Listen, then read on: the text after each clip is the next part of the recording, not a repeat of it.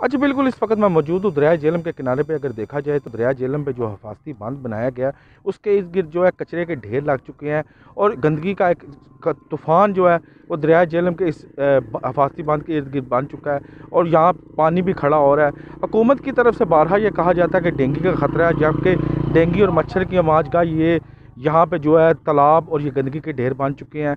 इंतज़ामिया को बारहा निशानदेही कराई गई है कि इस कचरे के ढेर की वजह से जो शहरी दरियाए झेलम पे आते हैं उनको काफ़ी परेशानी का सामना है और इसके साथ जो आबी हयात है दरियाए झेलम में पाई जाती हैं उनको भी ख़तरात लाहक है।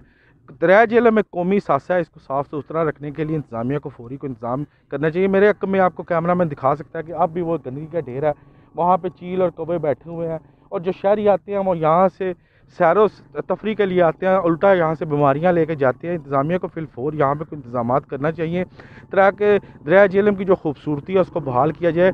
किसी वक्त जो दरियाए झेलम था यहाँ पे लोग सैरो सियाहत के लिए आते थे तो यहाँ पे ताज़ा हवा का झोंका वो लेके जाते थे ताकि दरियाए झेलम पे जो तफरी के लिए आने वाली फैमिलियाँ उनके लिए भी यहाँ पे जो गंदगी के ढेर हैं वो साफ़ किए जाएँ ताकि उनके लिए भी यहाँ पे सैरगाह एक बन सके। जो लोग यहाँ पे रहते हैं, जो करीबी आबादियाँ हैं, वो इस ताफुन और गंदगी की वजह से सख्त परेशान है। इंतज़ामिया को फिलफौर को इंतज़ाम करना चाहिए। शहरी अपील भी कर रहे हैं कि दरियाए झेलम कौमी सासा है, इसको संभालने के लिए इसको साफ़ सुथरा रखने के लिए कोई इंतज़ामात फौरी किए जाएँ। जी।